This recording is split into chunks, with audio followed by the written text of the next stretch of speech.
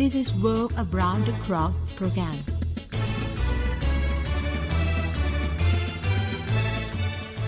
Good afternoon. How are you today? For me, today is not the strong day for me because for our Sukhothai Thamathiraj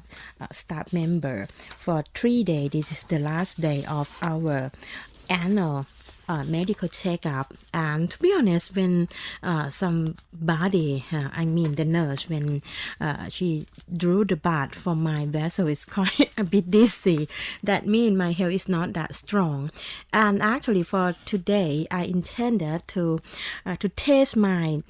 physical strongness or the physical strength in various parts, but I dare not because we have to climb and down the stair for several times in order to check this part of the body, in order to check that part, and at the end of the round, I mean the up and down the stair, oh my strength gone. So I told myself that it's not necessary to check up the strength, that because the current state of my body, specifically my leg, my stomach, so many parts, is already tell me that I'm not that strong. So in order to stay healthy, as I normally say before closing the program, I do remind all of you to carefully consider whether you have your annual medical checkup already. If not, then you might prepare your time to find the appropriate day and make an appointment with your doctor in order to have the checkup, because you might already observe that so many contemporary disease. I'm not sure whether it should be called disease or not, but I regard it as the thing that make your health not that strong, like diabetes. Normally, so many people already heard of the increasing rate of cancer. I think that if we have the chance to know beforehand about our own body, our own every part, and specifically our mentally, I mean, if you have the time to meditate yourself, try to stay still, try to have a deep breath, even breathe in or breathe out, and try to concentrate on yourself and ask yourself whether you feel good or bad regarding yourself and regarding your own surrounding. It's quite an easy way, isn't it, to check whether your mental is in a healthy state or not. If you easily slip into the depression, that means it might not be healthy as you think. So please carefully check up ค่ะแม้วันนี้พูดเริ่มต้นรายการเลยด้วยการพูดถึงการตรวจสุขภาพนะคะเพราะว่า3วันที่ผ่านมานี้วันนี้เป็นวันสุดท้ายแล้วค่ะของบุคลากรมหาวิทยาลัยสุโขทัยธรรมาธิราชของเราที่จะทำการตรวจสุขภาพประจำปีแล้วก็ทุกปีนี้ดิฉันถือว่าดีขึ้นกว่าเดิมนิดนึงนะคะตอนที่ไปตรวจเลือดเนี่ยปกติที่ผ่านมาเนี่ย3 ปีต่อเนื่องเลยนะคะถ้าเป็นภาษาอังกฤษก็บอกว่า 3 years in a row เลยนะคะ3 ปีต่อเนื่องเลยที่ตรวจเขาเรียกอะไรนะดึงเลือดออกไปปุ๊บเนี่ยก็เป็นลมไปทันทีทันใดอะไรประมาณนั้นปีนี้รู้สึกแหมดีขึ้นฮะไม่เป็นลมแต่ว่าก็เดินขึ้นลงบันไดด้วยนะคะไปตรวจตามเขาเรียกอะไรตามรายการส่วนนั้นส่วนนี้ของร่างกายอะไรแบบนี้นะคะมันต้องขึ้นลงบันไดสักประมาณ2-3 ชั้นเนี่ยนะคะ2-3 อาคารมันมี3 ชั้นเนี่ยนะคะก็ทีแรกว่าจะไปตรวจว่ามีเขาเรียกอะไรนะสมรรถนะร่างกายเป็นอย่างไรหลังจากขึ้นลงบันได 2-3 รอบคิดว่าไม่ต้องตรวจดีกว่าเพราะว่ามันอ่อนเปรี้ยเพลียแรงอย่างรุนแรงเท่ากับว่าสุขภาพไม่ค่อยจะเฟิร์มอย่างที่คาดหวังเอาไว้นะคะสำหรับท่านผู้ฟังท่านนักศึกษาที่เปิดต้นปีมานี้หรือว่านึกขึ้นได้ว่าปีที่แล้วยังไม่ได้ตรวจสุขภาพเลยก็อย่าลืมนะคะไป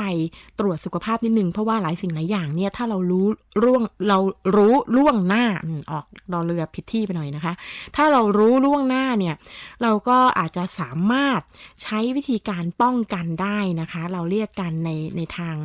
แวดวงดูแลสุขภาพเนี่ยว่าเป็น preventive นะคะเป็น preventive เป็นเชิงป้องกันก่อนที่จะรักษาเพราะว่าถ้าเกิดว่ามีอาการขึ้นมาปุ๊บเนี่ยรักษาบางทีมันจะเรื้อรังมันจะไม่ง่ายอย่างที่หลายท่านเข้าใจมันขึ้นอยู่กับสภาพหลายสิ่งหลายอย่างนะคะเพราะฉะนั้นต้องดูแลรักษาสุขภาพตัวเองแล้วจริงๆตอนที่นั่งรอคุณหมออยู่เนี่ยนะคะก็มีคุณพี่ในมสทเรานี่แหละค่ะแนะนำดิฉันกันว่าพูดกันนะคะพูดคุยกันว่าจริงๆแล้วเนี่ยมสทเรามีวิทยาศาสตร์สุขภาพด้วยนะเป็นหลักสูตรเลยสำหรับท่านที่สนใจก็ลองมาศึกษาหลักสูตรดูได้นะคะก็จะเห็นว่าอย่างน้อยๆถ้าเรามีความรู้พื้นฐานเรื่องราวเหล่านี้เนี่ยเราจะสามารถป้องกันสุขภาพตัวเองได้ค่อนข้างจะดีอย่าลืมนะคะปีนี้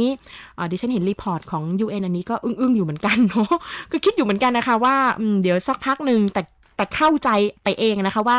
น่าจะเลยไตรมาสที่1ไปแล้วแปลว่าจบเดือนมีนาไปแล้วเนี่ยนะคะเขาถึงจะเริ่มให้เราเห็นรายงานสภาพอากาศเพราะว่าพอช่วงมีนาปุ๊บเนี่ยมันจะถือว่าเทิร์นเข้าสู่ช่วงสปริงเนี่ยนะคะอย่างค่อนข้างจะชัดเจนแต่พอดีมันมีรายงานออกมาก่อนนะคะว่าปีนี้ปรากฏการณ์เอลนีโญเนี่ยนะคะมันรุนแรงเนาะแล้วก็สำหรับท่านที่อยู่ในเขตกรุงเทพและปริมณฑลนะคะที่รู้สึกได้อย่างชัดเจนก็คือ 2-3 วันที่แล้วเนี่ยสภาพอากาศค่อนข้างจะ depress นะคะความกดอากาศค่อนข้างจะสูงแล้วก็ร้อนแล้วก็ฝนเพราะฉะนั้นอย่างที่บอกนะคะว่าสภาพอากาศโลกเปลี่ยนแปลงไปเยอะมากต้องหมั่นดูแลรักษาสุขภาพค่ะท่านผู้ฟังท่านนักศึกษาอยู่กับรายการ World Around the Clock นะคะรายการนี้เป็นรายการที่ออกอากาศเป็นประจำค่ะทุกวันพฤหัสบดีเวลา 13 นาฬิกาถึง 15 นาฬิกานะคะ and as I told you that this program the World Around the Clock we try quite hard indeed to broadcast by using Thai and English at the same time. This program, the World Around the Clock, broadcast every Thursday from 1 to 3 p.m. For those of you who listen to this radio program occasionally or often or always, I prefer the word always if you can do that. You might know already that if you have any inquiry or if you have some information that you want to share and you still got time to call us, please feel free to do so by contacting us at 025034156 025034156 or 025047355 025047355. But if you're not in a convenient state to call us, but you still have some information that you want to share or some inquiry that you want to make, as I told you earlier, that you may leave your message at our Center for ASEAN and International Studies or CAIS. We got an email address. Please take note if you not sure that you can find it so easily. CAISSTOU@gmail.org. Oh no, CAISSTOU@gmail.com. Gmail has to be .com, right? Yes. And if you want to listen to the previously broadcast program, you may do so by clicking on www.caisstou.org. That is the website for Center for ASEAN and International Studies. Then you look for banner media. You may find the previous program we already uploaded. And for those of you who prefer to use the Facebook, I myself haven't got my own Facebook, but the Center for ASEAN and International Studies got its Facebook. Its name. The name of the Facebook is in Thai. That is ศูนย์อาเซียนและการระหว่างประเทศศึกษาค่ะสำหรับท่านที่ต้องการจะตรวจสอบข้อมูลหรือว่าอยากจะรับฟังรายการย้อนหลังหรือว่าอยากจะฝากคำถามนะคะถ้าไม่สะดวกที่จะใช้ผ่านช่องทางของเว็บไซต์ของศูนย์อาเซียนและการระหว่างประเทศศึกษาซึ่งก็คือ www.cais stou.org เนี่ยนะคะถ้าไม่สะดวกช่องทางตรงนั้นก็ใช้อีเมล address นะคะที่ caisstu@gmail.com แต่ถ้าไม่สะดวกอีกก็ใช้ที่ Facebook ได้นะคะ Facebook ของศูนย์อาเซียนและการระหว่างประเทศศึกษาใช้ชื่อนั้นได้เลยค่ะตอนนี้เจ้าหน้าที่เขาก็พยายามอัปโหลดข้อมูลให้ได้เร็วที่สุดเท่าที่จะทำได้ค่ะก็อย่างที่บอกนะคะว่าแหมเห็น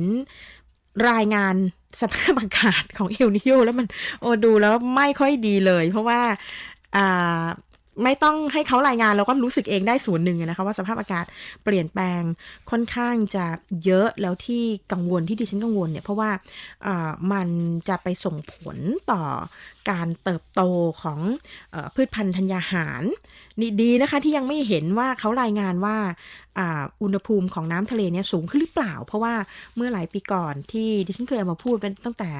ปีแรกมั้งคะปีแรกที่ทำรายการนี้พูดให้ฟังว่าอุณหภูมิน้ำทะเลสูงขึ้นนะนั่นแปลว่าความเปลี่ยนแปลงตรงนี้เนี่ยนะคะมันหมายถึงกระแสน้ำมันหมายถึงเขาเรียกอะไรแพลงก์ตอนที่อยู่ในน้ำด้วยเนี่ยมันก็มีปลาบางชนิดมันก็เติบโตเขาเรียกอะไรนะมันก็เจริญเติบโตได้ดีแต่บางชนิดมันก็ไม่ไหวมันพูดง่ายๆว่าโครงสร้างของอาหารโลกมันก็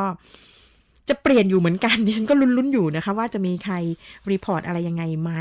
และที่สำคัญที่สุดที่ต้องเตือนทั้งท่านผู้ฟังท่านนักศึกษาและเตือนตัวเองด้วยเนี่ยนะคะก็คือว่าสภาพอากาศที่เปลี่ยนแปลงเนี่ยช่วงรอยต่อของการเปลี่ยนฤดูมันเป็นช่วงเวลาที่คุณไวรัสเนี่ยนะคะเขาชอบมากแล้วปีนี้ยังไม่ทันไรเลยซิก้าก็มาแล้วจะมีใครมาทักทายอะไรอีกไหมก็ต้องดูกันนะคะวันนี้เป็นเนื้อหาที่ตั้งใจจะพูดประมาณนี้แหละแต่ว่าจริงๆแล้วเนี่ยดิฉันเข้าใจว่า print out เพิ่งเหลือไปเห็นที่The Guardian นะคะแต่ว่าไม่รู้เหมือนกันว่าเอาไปไว้ตรงไหนเพราะว่าวันนี้พอตรวจสุขภาพมาแล้วสารภาพตามตรงเลยว่ามันเบลอดิฉันไปเห็นกรณีล่าสุดของตุรกีเนี่ยนะคะก็ยังคิดอยู่ว่าแหมเขาน่าจะปล่อยเรื่องราวในทะเลจีนใต้เนี่ยมันไฮไลท์ขึ้นมาก่อนแล้วเดี๋ยวค่อยเป็นตุรกีจะดีไหมอะไรประมาณนั้นปรากฏว่าเขาพร้อมๆใจกันนะคะสำหรับท่านที่สนใจเรื่องราวตรงนี้อยู่คงเห็นความตึงเครียดมาตั้งแต่ปลายสัปดาห์แล้วนะคะกรณีของตุรกีแถมจะมีอิหร่านบวกกับรัสเซียพ่วงเข้ามาอีกกับกรณีเดิมๆนี่นะคะที่เกี่ยวเนื่องไปกับเรื่องของซีเรียมันเกิดอะไรขึ้นกันแน่แล้วทำไมตอนนี้ไฮไลท์ความรุนแรงความตึงเครียดนี่นะคะมันถูกย้ายเวทีจากก็ไม่ได้บอกว่าย้ายเวทีในฐานะที่มันปิดเงียบหายไปเลยไม่ใช่แบบนั้นนะคะแต่ว่าเป็นย้ายความสนใจของสังคมโลกเนี่ยไปอยู่ตรงตุรกีค่อนข้างจัดเยอะกว่าที่ซีเรียในขณะที่ตรงกรณีซีเรียเนี่ยหลายท่านก็คาดหวังว่ามันจะสามารถเจรจาหยุดยิงกันได้สักทีก็พูดกันมาหลายเดือนแล้วเนาะตั้งแต่ปลายปีที่แล้วตอนนี้ก็ยังไม่เห็นอะไรเลยนะคะทูตเขาเรียกอะไรทูตสันติภาพคนใหม่ก็ตั้งแล้วก็ยังไม่รู้เหมือนกันแล้วจริงๆถ้าเป็นไปได้ดิฉันอยากจะพูดคุยให้ฟังถึงแนวโน้มของอังกฤษนิดนึงจริงๆเขาตั้งเป้าเอาไว้จำได้ใช่ไหมคะตอนที่เดวิดแคมเมรอนได้รับเลือกครั้งใหม่เนี่ยเขาตั้งเป้าเอาไว้ว่า2017ถูกไหมถูกนะ2017เนี่ยนะคะจะเป็นปีที่เขาจะถามประชามติคนอังกฤษว่าจะเอายังไงดีกับอนาคตของอังกฤษที่อยู่ในสมาชิกของ EU ปีนี้มันปี2016ต้นปีเองเนาะเริ่มถามแล้วอะ เริ่มถามแล้วถามดังด้วยนะคะแล้วก็เวทีที่ถามเนี่ยยังไม่ได้ถามในเกาะอังกฤษเลยแต่ว่าไปถามกันที่บราซิลเลยเพราะฉะนั้นก็น่าตื่นตาตื่นใจอยู่มากไปไหม ในทัศนวราลักษณ์นะคะช่วงนี้ปีนี้โลกนี้ดูไม่ค่อยสงบเอาซะเลยแล้วที่สำคัญที่สุดที่อาจจะขอโฟกัสมากนิดนึงก็คือเรื่องของทะเลจีนใต้จริงๆแล้วเรื่องของทะเลจีนใต้เนี่ยนะคะมันจริงๆก็แทงอย่างนี้มาประมาณจะเป็นปีแล้วเนอะแต่ว่าดิฉันเข้าใจไปเองคิดไปเองว่าแหมเขาคงไม่โพโวเขาคงไม่กระตุ้นอะไรกันในช่วงเวลาแบบนี้เพราะว่าอเมริกากับอาเซียนเขาเพิ่งจะพูดคุยกัน แล้วก็มีไฮไลท์เรื่องทะเลจีนใต้นะคะดิฉันก็เลยคิดว่าเขาคงจะรอให้ตรงนี้พูดออกมาดูท่าทีนิดนึงแล้วค่อยมาเห็นกันชัดเจนดีไหมก็แปลว่าน่าจะเป็นประมาณปลายสัปดาห์นี้ปรากฏว่าไม่ใช่นะคะอะไรก็เร่งเร็วหมดเนาะในยุคดิจิทัล 4G นี้ก็ปรากฏว่าไปมีกรณีเกิดขึ้นกันอีกแล้วที่วูดดี้ไอแลนด์ซึ่งเป็นแนวของพาราเซลนะคะเป็นแนวของพาราเซลจริงๆก็เป็นอะไรที่ อยากจะบอกว่าทำไมปีนี้มันวุ่นวายดีหนอทั้งที่ไตรมาสแรกนี่นะคะถ้าเป็น pattern แต่เดิมเป็น traditional way เนี่ยนะคะในการที่ observe ข่าวใหญ่ๆสไตล์แบบนี้เนี่ยมันก็จะมักจะต้องมาดูกันว่าโดยเฉพาะปีนี้เนี่ยพฤศจิกาเป็นปีที่ต้องเลือกตั้งประธานาธิบดีอเมริกันกันเนี่ยนะคะดิฉันก็คิดว่าสงสัยไตรมาสแรกของปีนี้คงได้แต่พูดเรื่องอเมริกันเป็นหลักแน่ๆเลยเพราะว่ามันคงมีหลายประเด็นแล้วก็ตกลงฮิลลารีมันดรอปลงไปไหม เจฟบูชทะลุขึ้นมาอีกหรือเปล่าอะไรแบบนี้นะคะทรัมป์จะยังไงก็คิดว่าน่าจะคุยเรื่องประมาณนี้ให้ฟังเป็นหลักแต่ปรากฏว่าหลายสิ่งหลายอย่างมันทำให้เรื่องราวของอเมริกันเนี่ยนะคะซึ่งไม่ได้แปลว่าเขาจะเปลี่ยนแปลงอะไรนะคะแต่ว่าเรื่องที่ดำเนินอยู่เนี่ยมันถูกประเด็นข่าวอื่นๆเนี่ยนะคะช่วงชิงพื้นที่การนำของการนำเสนอข่าวสารในบรรดาสำนักข่าวต่างประเทศไปเนี่ยค่อนข้างจะเยอะพอสมควรแล้วก็อย่างที่บอกนะคะว่าแม้กระทั่งในกรณีตะวันออกกลางเองในซีเรียเองก็ยังมีตุรกีโผล่ขึ้นมาเพราะฉะนั้นวันนี้ก็จะหลักๆจะพูดประมาณนี้ค่ะแล้วก็ในช่วงที่2วันนี้เราก็จะได้จบเรื่องของ Greg Gradin กับ Empire Workshop แล้วก็เพื่อเป็นการเตรียมท่านผู้ฟังท่านนักศึกษานะคะสำหรับเรื่องราวที่จะมานำเสนอต่อไปหลังจากเรื่องราวของคุณ Gradin ตั้งใจจะพูดเรื่องราวที่เกี่ยวกับเมียนมาค่ะเพราะว่าปีนี้ตั้งใจจะไปทัศนศึกษากันที่เมียนมาแล้วก็จะจัดงานอบรมวิชาการความรู้เนี่ยนะคะอย่างที่ดิฉันเคยพูดให้ฟังแล้วเดี๋ยวสัปดาห์หน้าจะมานำเสนอรายละเอียดให้ฟังอีกครั้งหนึ่งก็คือจะจัดกันวันที่8มีนาตั้งใจจะพูดเรื่องเกี่ยวกับเมียนมาค่ะ I think that we have to have a break first right before we go on to say about the Chinese movement in the South China Sea I think that we have a break first ค่ะเราไปพักเบรกกันสักครู่ค่ะYes, for those of you who might remember this voice, Dido voice, you might, like myself, when I'm thinking of Dido song, I remember, first of all, the white flag, but this is also sung by Dido, and the name of the song is Thank You.ค่ะก็สำหรับไดโดนะคะอย่างที่บอกดิฉันนึกถึงไดโดทีไรก็นึกถึงภาพเพลง White Flag นึกถึงบรรยากาศของคนที่ในเนื้อเพลงนะในเนื้อเพลงเป็นคนที่ไม่ยอมแพ้แต่เป็นไม่ยอมแพ้ประเภทไม่ยอมรับความจริงหรือเปล่าเนี่ยนะคะอันนี้ก็ต้องไปลองฟังดูค่ะอย่างที่ดิฉันสัญญาเอาไว้นะคะว่าจะพูดคุยให้ฟังว่ามันเกี่ยวกับเรื่องอะไรยังไงกันแน่ทำไมปีนี้มันสภาพอากาศเดี๋ยวร้อนเดี๋ยวหนาวพูดถึงตรงนี้นะคะดิฉันเพิ่งจะเขียนงานบางส่วนไปเนี่ยแล้วนึกขึ้นมาได้ว่าจริงๆตอนที่ปีที่เราพูดคุยกันหนักเยอะๆเลยเนี่ยนะคะที่ทำให้เกิดการเร่งใช้คำนี้แบบนี้ดีกว่าว่าเร่งทบทวนกดดันให้บรรดาประเทศมหาอำนาจทั้งหลายทั้งแหล่เนี่ยนะคะเขาจริงจังกันสักทีเนี่ยตอนนั้นเป็นช่วงที่โตเกียวโปรโตคอลนะคะที่เขาเรียกว่าพิธีสารโตเกียวเนี่ยมันกำลังจะหมดอายุแล้วก็มีผลทางด้านเขาเรียกอะไรนะรายงานทางด้านสภาพอากาศแล้วก็รายงานเทสแลบเนี่ยนะคะของทางด้านวิทยาศาสตร์เนี่ยออกมาสร้างความตื่นตะลึง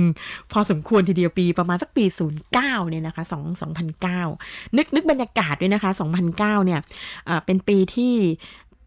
รอยต่อของการที่เศรษฐกิจก็ไม่ค่อยดีคือคนกำลังจิตใจกำลังหดหู่กำลังแพนิคเนี่ยนะคะแล้วก็มีรายงานออกมาอีกว่า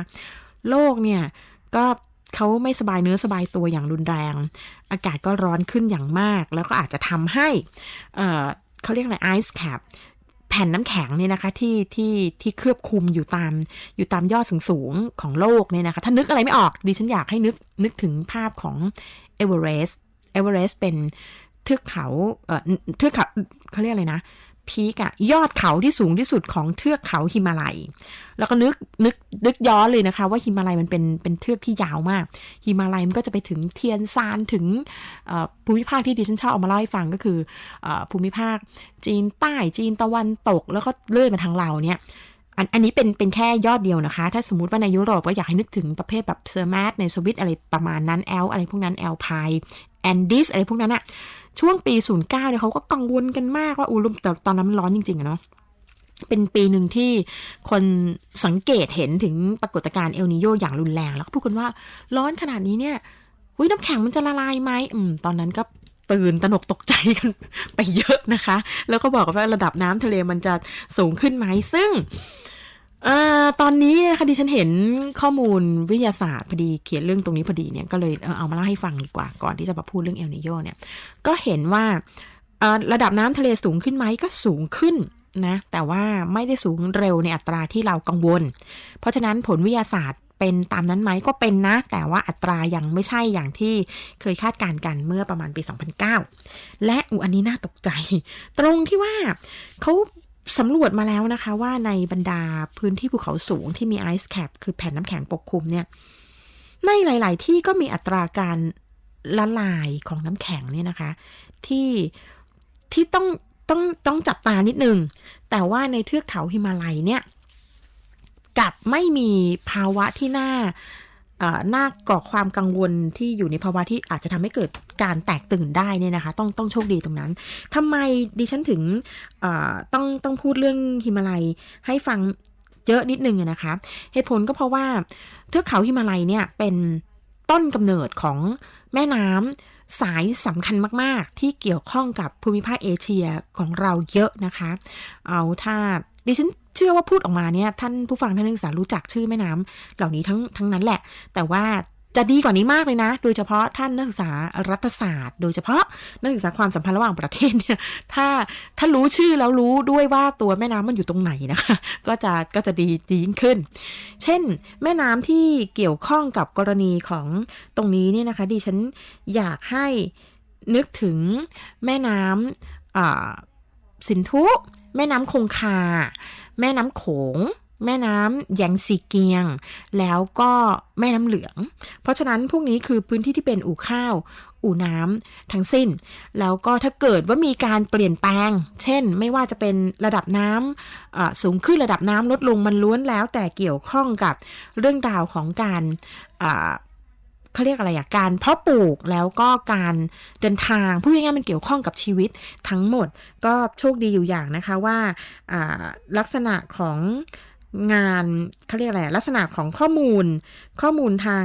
วิทยาศาสตร์ของเราเนี่ยก็สร้างความสบายใจให้ได้นิดนึงว่าน้ำแข็งไม่ละลายเร็วขนาดนั้นแต่ว่าไอ้ปรากฏการณ์เอลนีโญรอบใหม่เนี่ยดิฉันไม่แน่ใจนะคะคงต้องรอผลการศึกษาอีกสักปี2ปีถึงจะรู้ว่าปรากฏการณ์เอลนีโญซึ่งมันทำให้เกิดคลื่นความร้อนหรือฮีทเวฟเนี่ยนะคะในหลายๆพื้นที่รวมถึงในเอเชียด้วยแล้วเขาเพิ่งจะให้ข้อมูลเรื่องของฮีทเวฟมาในระยะนี้นะคะก็ต้องไปดูว่ามันจะกระทบอะไรไหมต่อการละลายของอัตราน้ำแข็งเนี่ยซึ่งผลกว่าจะไปออกก็ประมาณสักอีกปี2ปีเร็วสุดก็คือ2ปีช้าสุดก็อาจจะ 3-5 ปีเนี่ยนะคะแต่ว่าเอลนีโญรอบนี้เนี่ย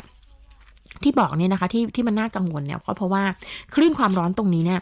มันจะที่กระทบหนักที่สุดเนี่ยก็จะเป็นแอฟริกาตอนใต้แล้วก็เอเชียแล้วก็ละตินอเมริกาคือซีกที่อยู่ทางด้านเขาเรียกอะไรทางด้านใต้เส้นศูนย์สูตรเนี่ยนะคะจะโดนค่อนข้างจะมากซึ่งอาณาบริเวณตรงนี้เนี่ยก็จะมีผู้คนที่เขาคาดว่าจะได้รับผลกระทบเนี่ยนะคะก็ประมาณสัก100 ล้านคนแล้วก็อย่างที่บอกนะคะว่านอกเหนือจากเรื่องของอาหารแล้วเนี่ยต้องไปนึกถึงเรื่องของเชื้อโรคด้วยว่ามันจะมีปัญหาไหมอย่างที่บอกคือตอนนี้เปิดตัวมาที่ซิก้าแล้วถ้าจำกันได้นะคะช่วงเวลาใกล้ๆแบบนี้กับเมื่อปีที่แล้วเนี่ยมันเป็นเอโบลาเนาะ ก็ต้องดูกันต่อไปดิฉันก็เป็นกังวลอยู่เหมือนกันนอกเหนือจากตรงนี้แล้วเนี่ยนะคะก็จะมีคนอีกประมาณสัก40ล้านคนในเขตพื้นที่ชนบทแล้วก็คนอีกประมาณสัก9ล้านคนในเขตพื้นที่เมืองของประเทศในแอฟริกาเช่นที่ซิมบับเวที่โมซัมบิกที่เซาท์แอฟริกาที่แซมเบียมาลาวีที่สวาซิแลนด์เนี่ยนะคะที่อาจจะต้องเผชิญกับภาวะการขาดแคลนอาหารซึ่งเขาบอกว่าอันนี้เป็นรีพอร์ตของ UN นะคะเขาบอกว่าจะไปแสดงภาวะขาดแคลนอาหารเนี่ยอย่างชัดเจนอีกครั้งก็ประมาณปีหน้าก็ก็นะก็ต้องดูกันต่อไปนะคะว่ามันจะอะไรอย่างไร I'm talking about the El Niño effects as I told you that actually I start with the report that I remember when I'm writing some things about the climate change in our Asian continent and I remember that on the year 2009 that year we fear I use the word fear. We fear that the global warming, I mean the increasing of the temperature is rising quite rapidly. That's why they can. I mean at that time, the NGO they could force the big power to join the forum for talking about climate change in Copenhagen, and that on that year, I think that the COP21 is originated by that concept. And at that time, they fear that the ice cap, like those cover the peaks of the Everest or so many peaks of the Himalayan range might melt so easily. That's why they fear that if that happen, so many important river in our Asian region might be affected. You might remember the name of the Indus or the Ganges, the Yangtze or the Jiangnan, and not Jiangnan, the Changjiang in Chinese, or the Yangtze in other dialect, and Mekong and the Yellow River. They fear that those 5 main river might be affected, but unfortunately for those who speculate for the negative effects, but fortunately for us who might be affected if that kinds of event happen, the statistics show that it's not melt that quickly. That means those ice caps still cover and we are safe from the severe flood due to the melting of this ice cap. But the thing is that I'm not sure whether this that rate still go on, because according to the El Niño effects that I said in Thai earlier, it might change the course, because it said according to the UN report specifically from the World Food Program, it said that due to the El Niño, it might affect 100 million people in the Southern Africa, Asia, and Latin America. That those people might face food and water shortages and vulnerable to diseases, including the Zika one. And it's also mentioned that 40 million people in rural areas and 9 million in urban centers who live in the drought-affected part of Zimbabwe, Mozambique, South Africa, Zambia, Malawi, and Swaziland will need food assistance in the next year ค่ะก็เป็นอะไรที่น่ากังวลจริงๆเนาะคงต้องมาดูกันต่อไปนะคะว่าจะแก้ปัญหาตรงนี้อย่างไรตอนนี้คงได้เวลาที่เราจะต้องไปพักเบรกกันสักครู่แล้วล่ะค่ะว่าเราจะไปตรงไหนได้บ้างแล้วก็ค่อยมาพูดถึงเรื่องราวที่เกี่ยวข้องกับจีนกันค่ะเราไปพักเบรกกันสักครู่นะคะI think that for those of you who are Sting fans, you might remember the song Fields of Gold, but this version is a live acoustic version. I do hope that you like it. And as I intended to say more, actually I said I will tell you about the situation in South China Sea, right? But in order to to amplify the significance of our global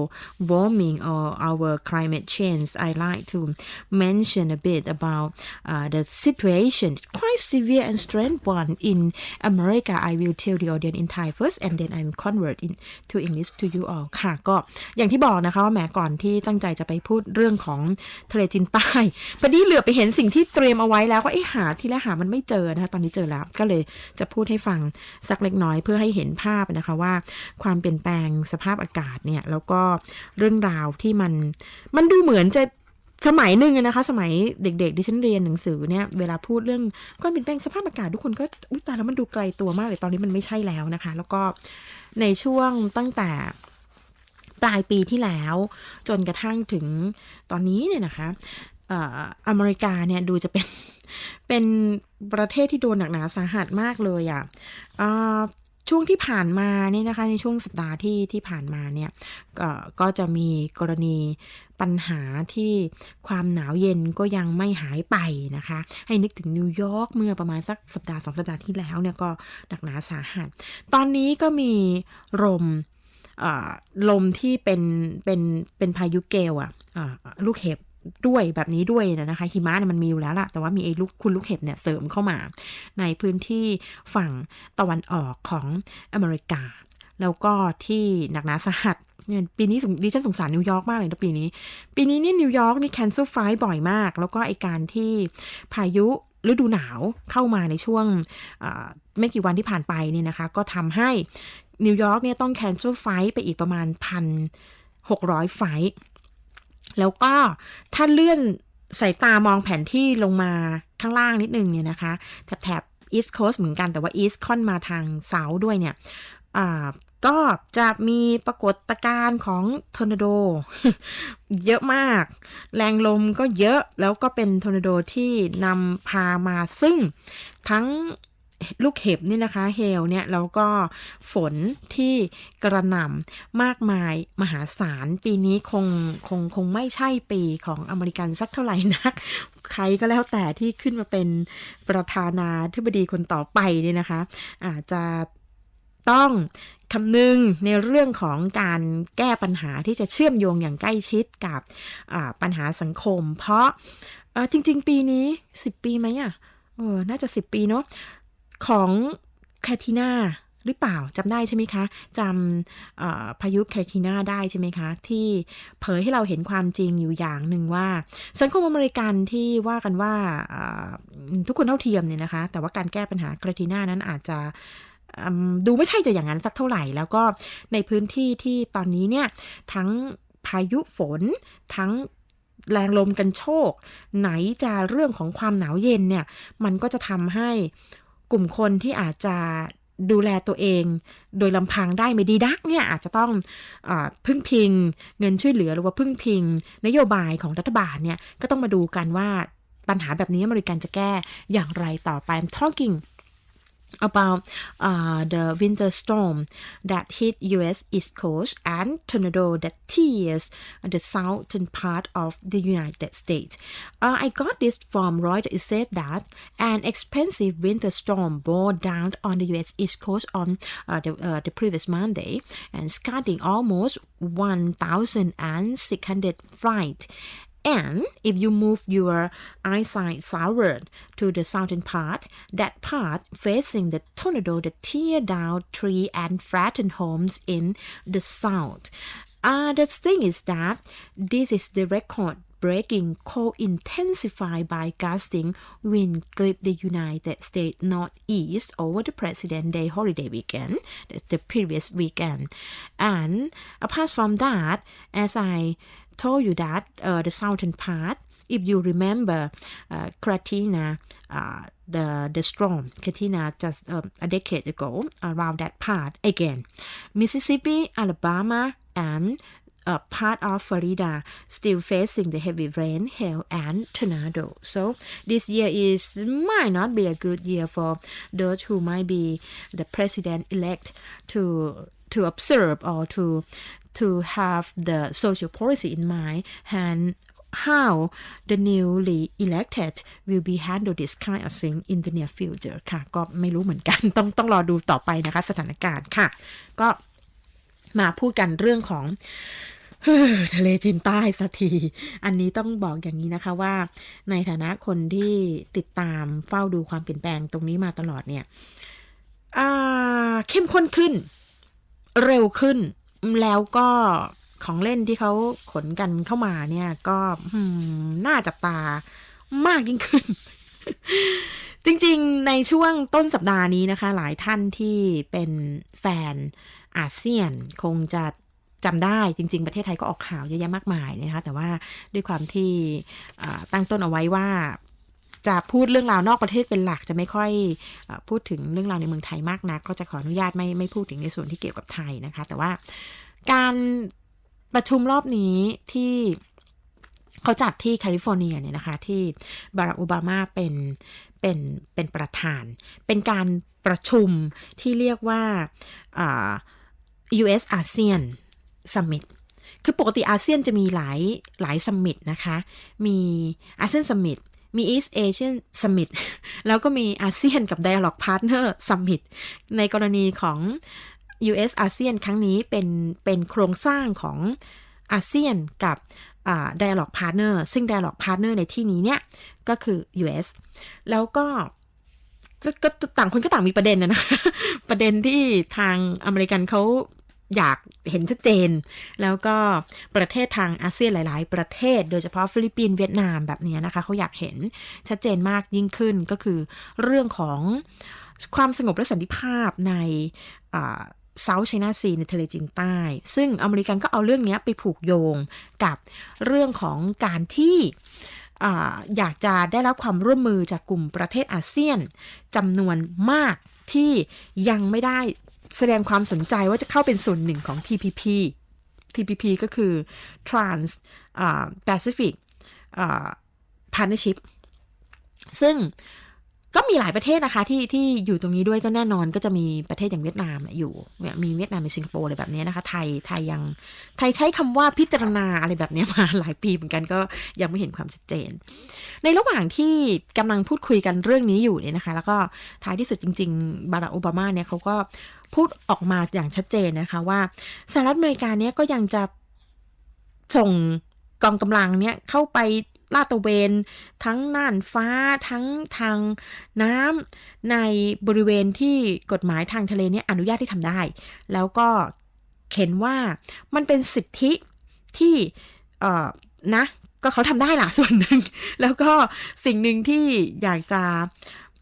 เตือนความทรงจำพวกเรากันเองก็คือว่าเมื่อเดือนธันวาเนาะเมื่อเดือนธันวาอเมริกาก็ส่ง destroyer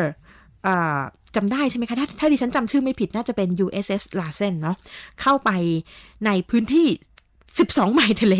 ห่างจาก Triton Island ที่เป็นเชนของพาราเซลแต่ว่าอย่างที่บอกนะคะว่าตอนนั้นเขาเหตุผลว่าก็ถ้านายไม่เอาทรายมาถมเนี่ยนะเวลาไฮซีขึ้นเนี่ยมันไม่มีนะไอ้ตรงเนี้ยเพราะว่าเป็นแนวหินโสโครกใต้น้ำเพราะน้ำทะเลมันท่วมถึงแต่พอ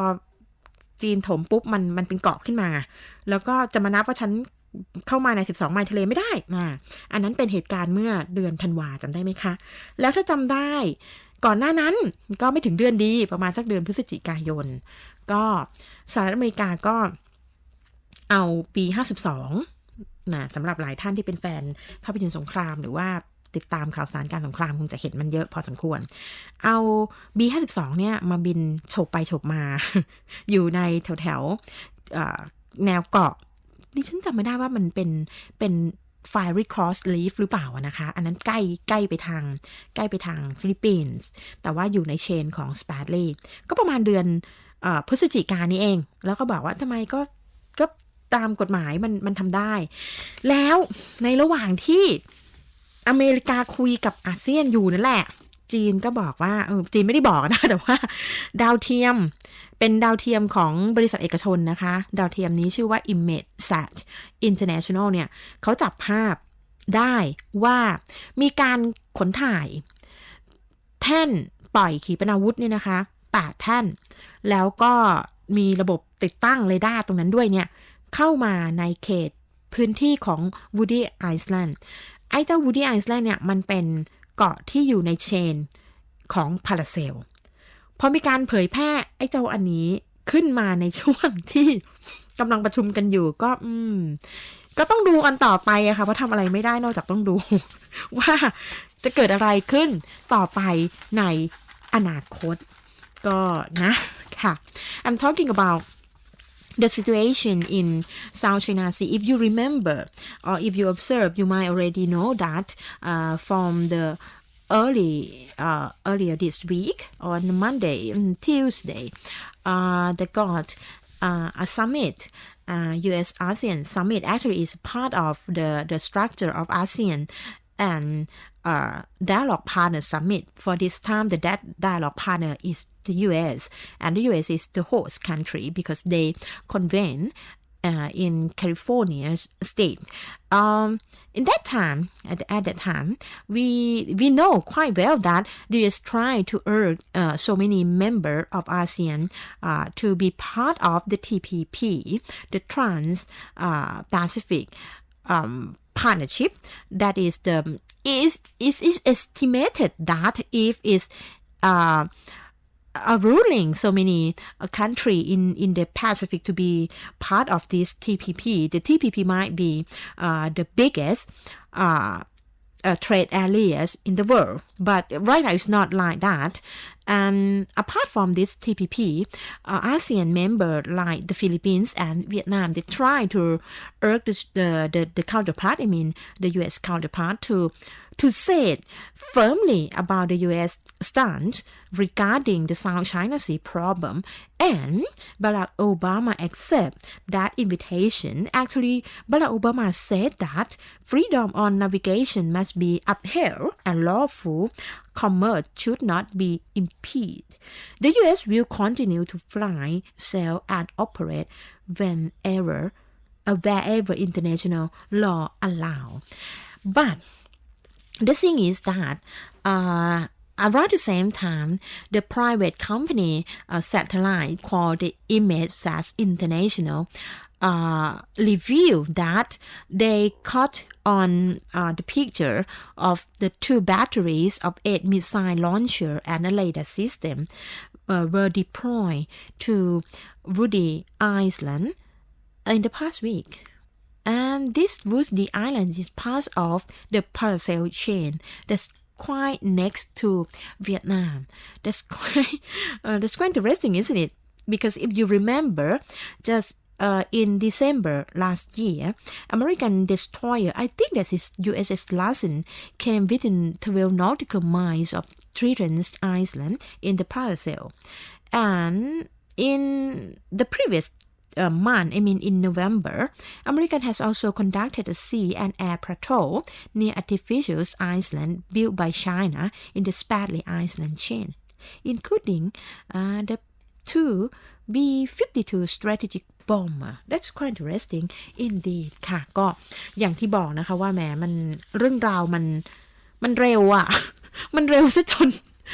อะไรเนี่ยคือเขาเรียกอะไรนะคือเหมือนกับละสายตาไปแป๊บหนึ่งไอ้นี่ก็เกิดไอ้นี่ก็เป็นอะไรคือมีความรู้สึกว่าทำไมสถานการณ์ในโลกใบนี้มันช่างเปลี่ยนแปลงได้อย่างรวดเร็วอะไรเช่นนี้ก็คิดว่าสัปดาห์หน้าเนี่ยน่าจะมีภาพสรุปรวมที่ชัดเจนว่าไอ้ที่ไปคุยกันที่ซันนี่ไอซ์แลนด์ที่แคลิฟอร์เนียเนี่ยมีสำนักไหนใครเขาวิเคราะห์ไปในทางไหนบ้างเพราะว่าบางทีข้อมูลก็อาจจะในช่วงที่ในระหว่างการประชุมยังดำเนินเสร็จไปได้ไม่นานเนี่ยก็เราอาจจะยังมองภาพไม่รอบคอบนะคะเพราะฉะนั้นก็ขออนุญาตอย่างนี้แล้วกันว่าสัปดาห์หน้าดิฉันจะมาราวอัพเรื่องตรงนี้ให้ฟังอีกครั้งหนึ่งถ้ามีข้อมูลเพียงพอนะคะว่าจะเกิดอะไรขึ้นบ้างแล้วก็อย่างที่บอกก็คือว่า การตอบโต้ของสีจิ้นผิงก็แหมเร็วดีเหลือเกินเร็วซะจนไม่รู้จะพูดยังไงแล้วนะคะเอาละค่ะก็ถึงเวลาที่เราจะต้องเตรียมตัวไปพักเบรกกันนิดนึงอย่างที่บอกนะคะว่าหลังจากเรื่องตรงนี้มาเนี่ยดิฉันตั้งใจจะพูดให้ฟังถึงสถานการณ์ในตะวันออกกลางสัก เล็กน้อยถ้าไปตุรกีได้จะไปแต่ถ้าไปไม่ได้ก็จะขอไปเรื่องซีเรียก่อนนะคะเพราะว่ามันรุนแรงจังแล้วก็หลังจากนั้นก็จะไปพูดเรื่องเศรษฐกิจกันก่อนที่จะดูว่าเราจะสามารถไปในเรื่องของมิสเตอร์เกรกแรดดินได้มากน้อยแค่ไหนตอนนี้เราไปพักเบรกกันสักครู่ค่ะ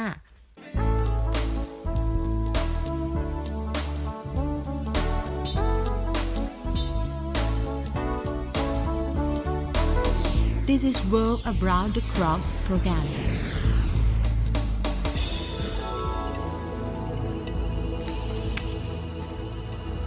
Yes, welcome back to the second part of the World Around the Clock program. And as I said earlier, that I intended to talk more about what's going on regarding our international arena. There's so many security concerns that might trigger our I'm about to slip the word fear, but I think that I should not be too serious so early like that, but be prepared. Be prepared. And actually, I just found, but I think that I might save this for the next program. You remember, right? Just around. I think that just the previous week we talked about the scientific experiment on the remnant of our ancient human body, and we find that the origin of our human might be earlier than we expected, and they say something like we are the interbreed between the Neanderthal, right, and the human as we know it. I'm not sure about that because I haven't got enough information to say more, but that will have to be said for the other week. I will go on more on the situation regarding the economy first, and then we move on to what's going on in the Middle East ค่ะก็อย่างที่บอกนะคะแหมจริงๆมีเหลือบๆไปเห็นข้อมูลที่เขาเผยแพร่ในวงกว้างมากขึ้นเนี่ยนะคะถ้าหากใครจำได้นะคะดิฉันเล่าให้ฟังเรื่องของข้อมูลทางด้านไบโอโลจีที่เป็นการทดลองlab test อันใหม่เนี่ยนะคะจำได้ใช่ไหมคะที่บอกว่ามนุษย์เนี่ยมนุษย์อย่างที่เรารู้จักเนี่ยอาจจะเริ่มต้นมานานกว่าที่คิดเนาะ30,000 กว่าปีทีเดียวแล้วเราก็อาจจะเป็นลูกผสมของเนียนเดอร์ทัลเนี่ยนะคะตอนนี้ก็มีการเผยแพร่ข้อมูลเข้าสู่เขาเรียกอะไรสำนักข่าวกระแสหลักอยู่พอสมควรแล้วเท่ากับว่าถ้ามาปรากฏในพื้นที่เหล่านี้ได้แปลว่าค่อนข้างจะได้รับการยอมรับกันอย่างกว้างขวางมากขึ้นนะคะครั้งที่แล้วที่ดิฉันเอามาเล่าให้ฟังนั่นคือออกมาจากวารสารทางด้านวิทยาศาสตร์จริงๆนะคะแต่ว่าครั้งนี้เนี่ยมันน่าสนใจเดี๋ยวจะเอาไว้จะเล่าให้ฟังถ้าหากทำได้คงจะเป็นสักสัปดาห์หน้านะคะสัปดาห์หน้าอาจจะมาพูดคุยให้ฟังถึงเรื่องราวของอังกฤษกับ EU มากขึ้นด้วยถ้าทำได้นะคะค่ะตอนนี้มาดูกันเรื่องของสรุปตัวเลขออกมานิดหนึ่งว่ายักษ์ใหญ่ในเอเชียเนี่ยนะคะยักษ์ใหญ่ในเอเชียโดยเฉพาะจีนแล้วก็ญี่ปุ่นเนี่ยมันอย่างไรกันแน่ กับสถานะความแข็งแกร่งทางเศรษฐกิจนะคะจริงๆตอนนี้ดิฉันเขียนค้างดิฉันมีอะไรที่เขียนค้างเยอะมากเลยจนเจ้าของงานเขาเร่งแล้วเร่งอีกเนี่ยนะคะดิฉันเขียนค้างอยู่เรื่องของ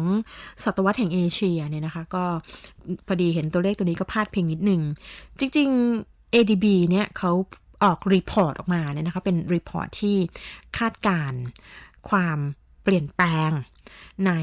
โลกในศตวรรษที่21ของเรานี้แหละหลังจากที่ได้ผ่านมา1ทศวรรษแล้วนะคะก็คือ2000ปี2000ถึง2010เนี่ยเท่ากับผ่านมา1ทศวรรษแล้วตอนนี้เราอยู่ในทศวรรษที่2ของศตวรรษที่21ข้อมูลที่ ADB ใช้เนี่ยส่วนใหญ่ก็จะเป็นข้อมูลของทศวรรษแรกของศตวรรษที่21ก็คือถึงปีประมาณสักปี09ตอนนั้นเนี่ยคือมันปฏิเสธไม่ได้จริงๆว่าวิกฤตเศรษฐกิจเมื่อปี08ในโลกตะวันตกที่มันหนักหนาสาหัสแล้วก็ช่วงนั้นแหมจีนก็เป็นช่วงปลายหูจินเทาเนาะ ถ้าใครนึกถึงหูชิ้นเท้านึกถึงรีเพิร์กอะไรแบบนั้นเนี่ยก็จะเห็นเศรษฐกิจจีนที่มันอัพแล้วก็อัพเพราะฉะนั้นก็ไม่แปลกประหลาดอะไรที่ ADB เนี่ยคาดการเอาไว้ว่าปี2050เนี่ยศตวรรษแห่งเอเชียเนี่ย Asian Century เนี่ยนะคะมันน่าจะสามารถเกิดขึ้นได้จริงแล้วก็มีจีนมีญี่ปุ่นเนี่ยนะคะจริงก็มีอินเดียมีอะไรด้วยแต่ว่าดิฉันโฟกัสมาที่จีนญี่ปุ่นก่อนมีข้อมูลจีนญี่ปุ่นอยู่ในมือเนี่ยนะคะก็บอกว่ามันจะเกิดขึ้นในลักษณะที่จีนกับญี่ปุ่นเนี่ยจะเป็นตัวผลักดันสำคัญแล้วถ้าใครจำได้นะคะช่วงปี2010-2011นั่นแหละจีนก็มีขนาดเศรษฐกิจแล้วก็มีสถิติตัวเลขของการส่งออกนำเข้าของการเทรดพูดง่ายๆของการเทรดเนี่ยนะคะที่แซงหน้าญี่ปุ่นไปไกลอยู่พอสมควรจีนก็เลยกลายเป็น number 2เป็นประเทศที่มีขนาดเศรษฐกิจและความสำคัญทางเศรษฐกิจนี่เป็นอันดับ2ของโลกนะคะรองจากสหรัฐอเมริกาซึ่งเป็นอันดับ1ตอนนี้อเมริกาก็เป็นอันดับ1อยู่นะคะเพียงแต่ว่าเป็นอันดับ1ไม่ใช่ในทุกมิติจีนเป็นอันดับ1ในบางมิติแต่ว่าโดยภาพรวมแล้วอเมริกายังเป็นอันดับ1จีนยังเป็นอันดับ2แล้วก็ญี่ปุ่นยังเป็นอันดับ3ซึ่งอันดับ3กับอันดับ4คือยุโรปสหภาพยุโรปผลเขาเรียกอะไรลักษณะข้อมูลที่เผยแพร่ออกมานี่ต่างกันค่อนข้างเยอะนะคะค่อนข้างเยอะแต่ว่าสัปดาห์นี้ดิฉันคงไม่มีเวลาพูดเรื่องยุโรปถ้าเป็นไปได้ขอยกยอดไปสัปดาห์หน้าทีนี้ปัญหาที่มันจริงๆถ้าใครฟังรายการนี้อยู่หรือว่าติดตามความเคลื่อนไหวของทั้งจีนทั้งญี่ปุ่นเนี่ยนะคะในช่วงปี2015นี่มันเห็นชัดมากอ่ะปี04มันเริ่มสอเขาแต่มันเห็นไม่ค่อยชัดแต่ปี05มันเห็นชัดไงถ้าปี05เนี่ยนึกถึงกลางปีนะคะนึกถึงกลางปีนึกถึงมิถุนากรกฎายาวมาจนกระทั่งถึงสิงหาแล้วก็ให้นึกถึง Black Monday ของจีนโอ้ซิงไฮ้สต็อกมันหายไปเยอะหายไปเยอะมากนะคะแล้วตอนนี้เนี่ยเขาได้ภาพรวมของสถานะการค้าของจีนตลอดเดือนแรกก็คือเดือนมกราซึ่งเขาอยู่ตุดจีนเยอะนะคะแล้วก็นู่นนี่นั่นเยอะตัวเลขของเดือนมกราก็เลยออกล่าช้าแต่ออกมาเนี่ยก็สร้างความกังวลให้ชาวบ้านเลยเพราะว่ามันต่ำกว่าที่คาดการคือเขาก็คาดการต่ำอยู่แล้วเมื่อเทียบกับวิธีการของทั้งจีนของทั้งหลายๆสำนักเนี่ยนะคะเขาก็คาดการต่ำอยู่แล้วแต่ว่าตัวเลขที่ออกจริงเนี่ยมันต่ำกว่าที่คิดไงการส่งออกเนี่ยตกลงไป11.2% นะคะ 11.2% เมื่อเทียบกับปีที่แล้วถือว่าตกต่ำต่อเนื่อง7เดือนซ้อนในขณะที่การนำเข้าต่ำลงหนักเข้าไปอีกคือ 18.8% อันนี้ตื่นตาตื่นใจตกต่ำต่อเนื่อง15เดือนค่ะเท่ากับเท่าไหร่อ่ะปีหนึ่งกับอีก1ไตรมาสใช่ไหมมีนานี้ดิฉันอยากรู้จริงๆอันนี้ต้องไปค้นหามาเพิ่มเติมนะคะว่าสีจิ้นผิงจะพูดยังไงจะอะไรยังไงแต่โดยรวมแล้วนะคะโดยรวมแล้วเนี่ยเมื่อเห็นเขาเรียกอะไรการตกต่ำของการส่งออกเมื่อเทียบกับการตกต่ำของการนำเข้าเนี่ยการนำเข้ามันต่ำมากกว่าเพราะฉะนั้นส่งออกก็ยังมีมากกว่าเพราะฉะนั้นจีนยังถือว่าได้ดุลอยู่นะคะจีนยังถือว่าได้ดุลอยู่แล้วตัวเลขได้ดุลก็เยอะนะแต่ว่าเมื่อเทียบกับขนาดเศรษฐกิจของจีนแล้วก็พลังอำนาจดูจะเล็กๆลงหรือเปล่าก็คือยังได้ดุลอยู่ประมาณ 63.3 พันล้าน US ดอลลาร์ก็ถือว่ายังได้ดุลเนาะ ค่ะแล้วก็อย่างที่บอกนะคะว่าที่มันตกต่ำส่วนหนึ่งเนี่ยก็เพราะว่าไม่ว่าจะเป็นตลาดอเมริกาหรือตลาดยุโรปเนี่ยต่างก็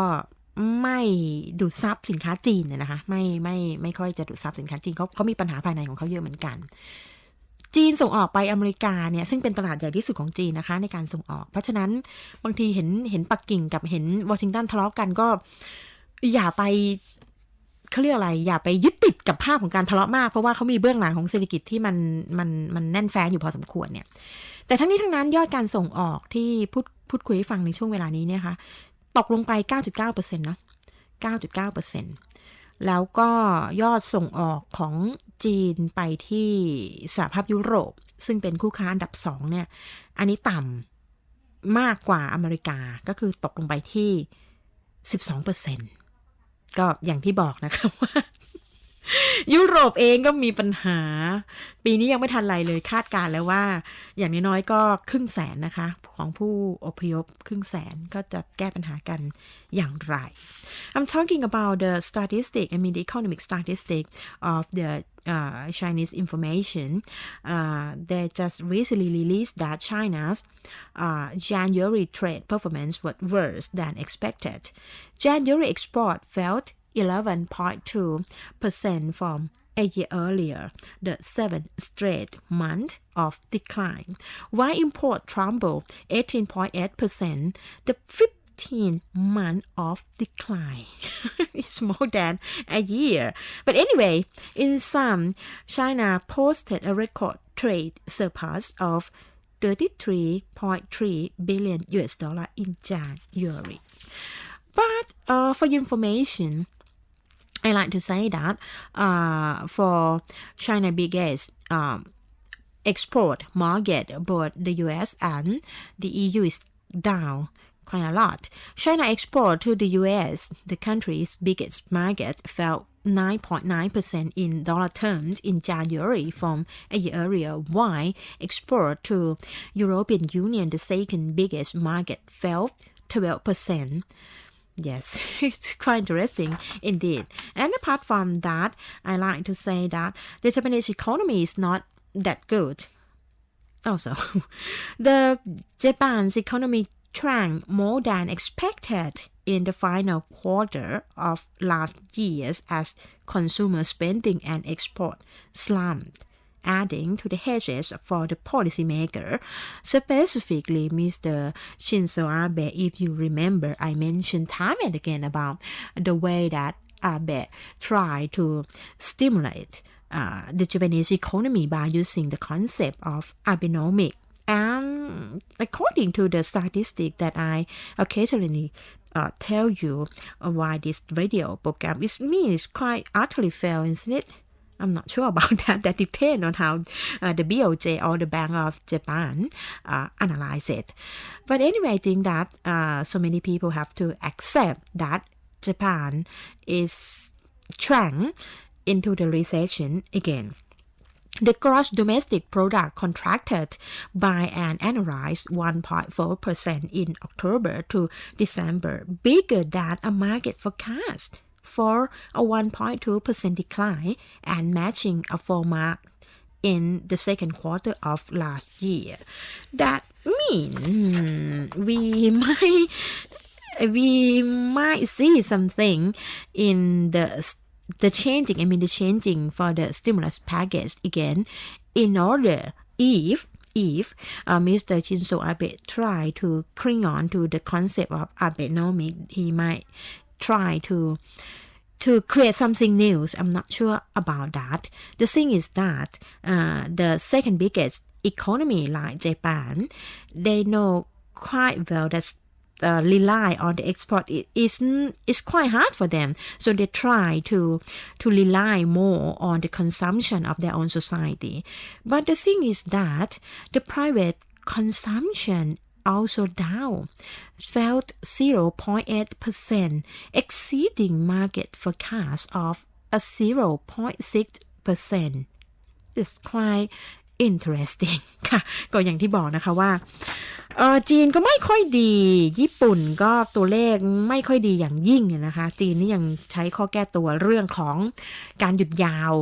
ตรุษจีนอาจจะไม่มีการเคลื่อนไหวทางเศรษฐกิจทางกิจกรรมอะไรมากมายนักมันอาจจะพอฟังขึ้นบ้างแต่ญี่ปุ่นไม่ได้มีช่วงเวลาวันหยุดในช่วงเวลาแบบนี้ฮิตเท่าจีนเนี่ยนะคะแต่ว่าเศรษฐกิจโดยรวมญี่ปุ่นก็ตกเยอะมาก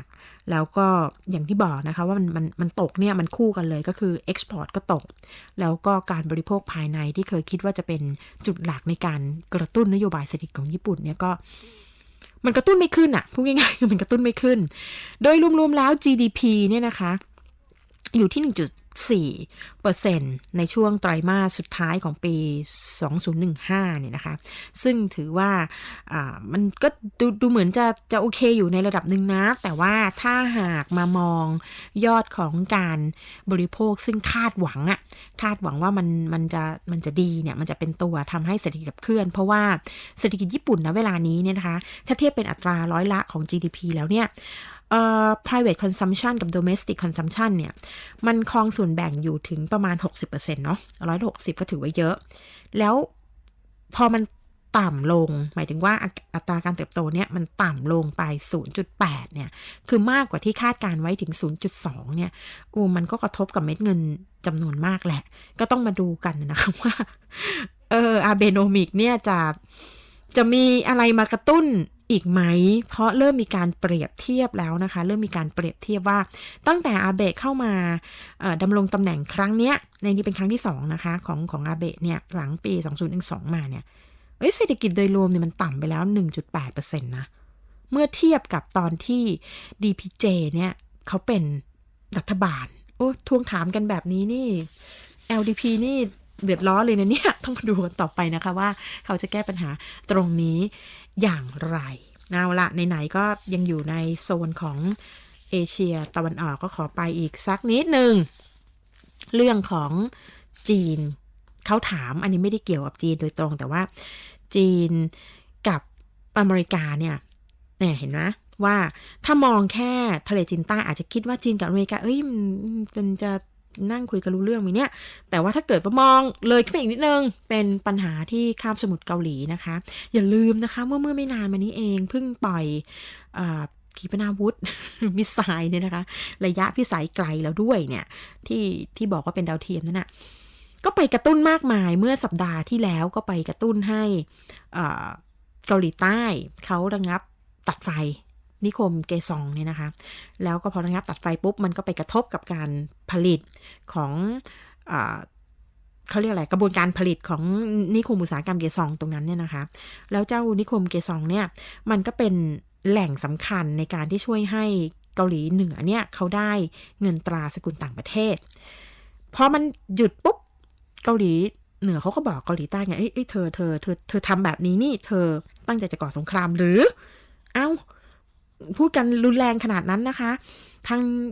อเมริกากับจีนเขาก็เลยจริงๆจีนอเมริกาเขาก็ทุ้งจีนแรงนิดนึงนะคะว่าเธอทำอะไรสักอย่างเถอะก็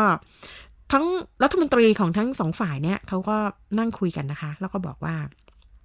โอเคเรามาคิดเห็นด้วยกันไหมว่าเรามีแนวทางร่วมกันนะว่าเราจะพยายามกดดันให้เกาหลีเหนือเนี่ยเปลี่ยนพฤติกรรมซะแล้วก็บอกด้วยนะคะว่าการกดดันครั้งเนี้ยจีนคิดว่าวิธีการแซงชั่นโดยเฉพาะทางเศรษฐกิจเหมือนอย่างที่ผ่านๆมาเนี่ยอเมริกาอาจต้องไปทบทวนนะคะที่ผ่านมานะคะถ้าเป็นลักษณะแบบนี้เนี่ยฝ่ายที่เข้าสู่โต๊ะเจรจาของอเมริกาอาจจะบอกว่าเฮ้ยไม่จำเป็นวิธีการแซงชั่นยังดำเนินการต่อไปได้แต่ครั้งนี้ไม่ได้ตอบปฏิเสธจีนอย่างทันทีทันใดแต่ก็ดูเหมือนจะรับไปพิจารณาเหมือนกันนะคะว่าจะใช้วิธีไหนในการปรับพฤติกรรมผู้นำเกาหลีเหนือ I'm talking about the way that China and US urged North Korea to hold its direct talk. It means that though China is excused as the main supporter for the regime of North Korean, but right now, due to so many pressure and due to the way that the Chinese leader not happy with the way Kim Jong-un decided to launch that missile, and US and China agree that they must do something. But first of all, the China urged the US that you should talk directly to the North Korean leader. So.Perhaps next week or more, we might see the clearer picture from the Korean Peninsula. I think that we have to go for a break first. เราไปพักเบรกกันสักครู่ค่ะ Yes, for those of you who familiar with I think that the K-drama, right? You might remember the song from that K-drama series, but actually is the original from the choral. The title of the song is called The Runaway, but I can't remember exactly which drama the K-drama series that use this song as the underscore song that so many people familiar with the song ค่ะก็ run away ค่ะ run away from the core นะคะไม่รู้เหมือนกันว่าซีรีส์เกาหลีอะไรสักเรื่องนึงเนี่ยแหละเอาไปใช้ค่อนข้างเยอะนะคะแล้วก็เลยทำให้คนเนี่ยรู้จักเพลงนี้จากซีรีส์นั้นเยอะนะคะจริงทั้งนี้จริงๆแล้วเจ้าของจริงๆคือ The Core นะคะ The Core เพลงชื่อว่า Runaway ค่ะก็อย่างที่บอกว่ามันอะไรกันนักกันหนาในช่วงรอบเดือนที่ผ่านไปเนี่ยนะคะจริงๆรอบสัปดาห์ที่ผ่านไปด้วยซ้ำก็หลายท่านอาจจะเห็นนะคะว่าในช่วงเวลาไม่นานจริงๆแล้วเกือบจะวันต่อวันเลยนะคะสถานการณ์ในซีเรียกับในตุรกีเมื่อสักวันอังคารวันพุธเนี่ยนะคะ2วันนี้เนี่ยก็มีกรณีที่ทำให้อาจจะต้องพิจารณาดิฉันว่า UNSC อาจจะต้องมีการออกข้อมติอะไรเร็วๆนี้หรือเปล่าเพราะว่าพอคือตอนที่มันเป็นความขัดแย้งที่ปรากฏชัดในซีเรียในพื้นที่อิรักเนี่ยมันก็แบบหนึ่งเนาะแต่พอมันเริ่มไปปรากฏแบบตรงตุรกีด้วยนี่มันจะขยายอีกแบบหนึ่งแล้วนะเพราะว่าตุรกียังไงก็เป็นสมาชิกนาโต้นะคะก็ต้องพิจารณากันดีๆเหมือนกันค่ะก็ในช่วงที่ผ่านไปนะคะตุรกีเนี่ยเขาก็ม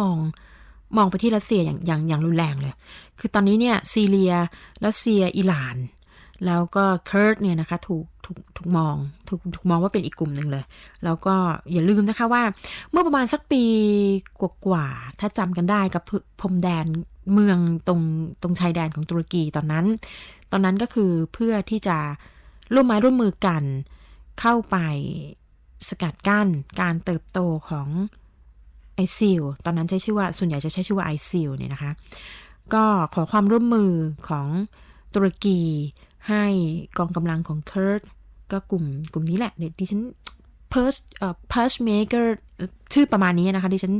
ชื่อมันเท่ดีเลยจำค่อนข้างจะแม่นนิดนึงก็เป็นกลุ่มนี้ที่ได้รับการสนับสนุนมีสายสัมพันธ์ที่ดีกับกองกำลังrevolutionary เนี่ยนะคะของอิหร่านก็ผ่านทางเส้นทางตรงนี้เนี่ยเข้าไปช่วย defend โกบานีตอนนั้นถ้ายังจำกันได้นะคะเป็นกลุ่มกองกำลังชีไอนึกออกแล้วเขาใช้ชื่อย่อว่า YPG เป็น Kurdish YPG ทีนี้ตอนนี้เนี่ยมันเกิดความรุนแรงขึ้นในอย่างที่บอกนะคะว่าตั้งแต่สัปดาห์ที่แล้วเนี่ยดามัสกัสก็โดนถล่มไปเยอะมากแล้วก็นานาชาติก็ตั้งข้อสังเกตว่าเป็นฝีมือของเครื่องบินจากรัสเซียซึ่งรัสเซียก็ไปจับมือกับอิหร่านแล้วก็ไปมีกลุ่มเคิร์ดเข้ามาเกี่ยวข้องทางตุรกีเขาก็บอกว่าถ้ารัสเซียยังไม่ยุติการกระทำเหล่านี้เนี่ยโดยเฉพาะมีการใช้มิสไซล์เขาช่วยด้วยเนี่ยนะคะ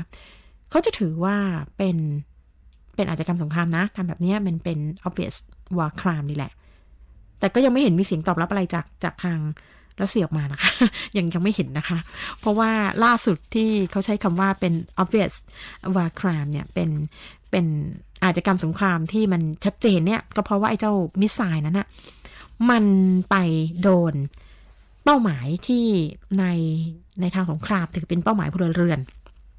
แล้วเป็นเป้าหมายพลเรือนที่โดยปกติไม่ใช่แค่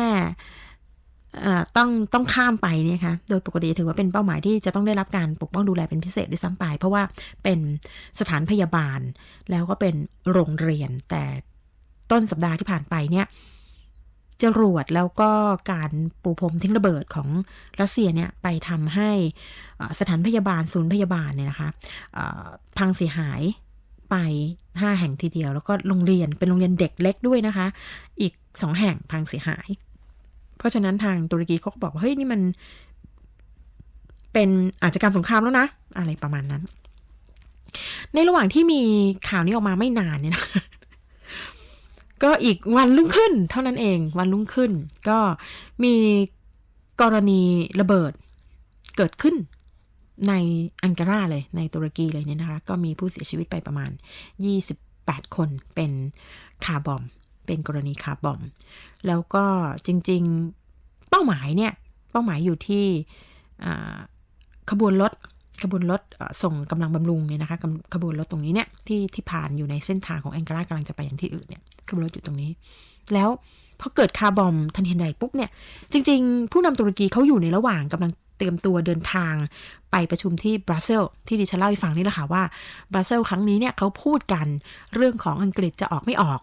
จริงๆตุรกีเนี่ยจำได้ไหมคะดิฉันเล่าให้ฟังว่าเมื่อประมาณสักเดือน2 เดือนที่แล้วที่เขาประชุมกัน G20 G20 ที่ตุรกีแล้วก็ที่ตุรกีเขาก็บอกว่าโอเคถ้าฉันจะต้องแบกรับผู้ลี้ภัยเป็นจุดพักใหญ่ขนาดนั้นอาจจะพักใหญ่และยาวด้วยเนี่ยEU เธอก็ช่วยพิจารณาการเป็นสมาชิกของฉันเลยไหมจริงๆแล้วที่เขาประชุมกันบรัสเซลในช่วงเวลาตอนนี้เนี่ยนะคะผู้นำตุรกีเขาก็คงตั้งใจจะไปพูดเรื่องประมาณนี้ด้วยแหละแต่ว่าพอมันเกิดกรณีคาร์บอมที่อังการาเลยเนี่ยก็เลยไม่ได้ไปก็เลยทำให้เรื่องอังกฤษเป็นฮอตดีเบตอยู่ในบรัสเซลพอสมควรผู้นำตุรกีเขาก็บอกว่าการที่โจมตีอะไรกันแบบนี้เนี่ยถือว่าเป็นการโจมตีประเทศเขาเลยนะถือเป็นการโจมตี entire nation เลยแล้วก็ประณามคนที่ทำอะไรแบบนี้รวมถึงคนที่ยอมตนเป็นเครื่องมือแล้วก็ไปเกี่ยวข้องไม่ว่าจะเป็นเกี่ยวข้องในเรื่องของการให้ข้อมูลการให้การสนับสนุนทางการเมืองรวมไปถึงการช่วย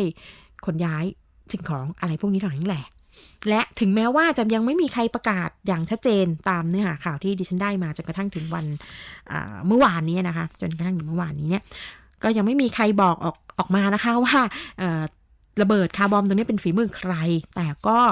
มีการประเมินว่าสงสัยจะเป็นกลุ่มเคิร์ดเป็นพรรคแรงงานเคิร์ด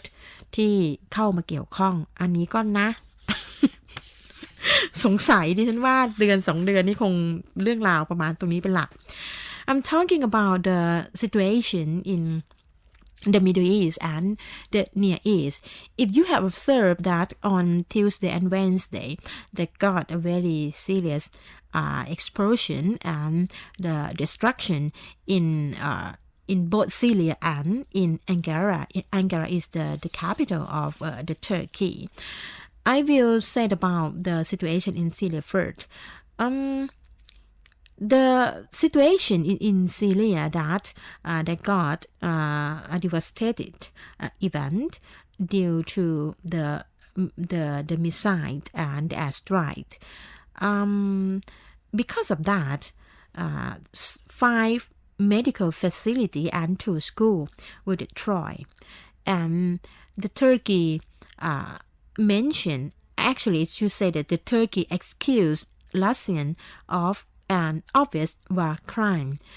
due to the missile attack on the northern Syria and killed scores of people and warned the Kurdish military fighter that they would face the harshest reaction. And if you remember, so right now you got Turkey on the one side, you got Russia, Syria, Assad side or the government side, and Iranian backed Shiite military and the Kurdish YPG on the same side. And Turkey excused the other sides as those who caused the devastation in the 5 medical facilities and 2 schools, as I mentioned. And the Turkish leader even called this event and excused Russia of carrying out an obvious war crime. I like to say that on the other day, they also got an explosion in Ankara, the capital city of Turkey. At least 28 people have been killed and at least 60 injured. This car bomb explosion